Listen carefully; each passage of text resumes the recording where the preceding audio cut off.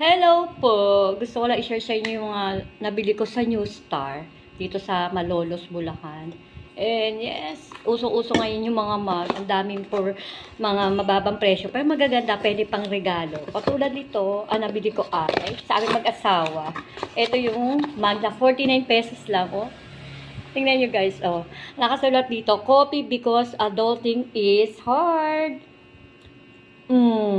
Ito yung sa akin guys. Ganda siya, oh. Ganda pang regalo. At saka pag, prices, pang-prices, pag, sa mga pang-game sa Christmas party. Tapos yung isa, 49 din kay Mr. Coffee and Love. So, ayan, oh. Hindi pala 50 pesos, 49 pesos lang, guys. So, ayan. Ito sa akin, ito kay Mr. Di ba, ang ganda? Yan, guys, oh. Ang ganda niya. Hindi naman sa mapang-regalo, guys, ko ako sa inyo. Maraming mga store na nagbebenta ng mga mugs. Tapos, meron pa ako isang nakitang ganito. Oh, cute na mug. Pag solo ko sa bahay, ako lang gagamit ito. Siyempre, oh, diba? Pretty in pink. Tingnan nyo, guys, oh. Ito ay 49 pesos din. Tingnan nyo, oh.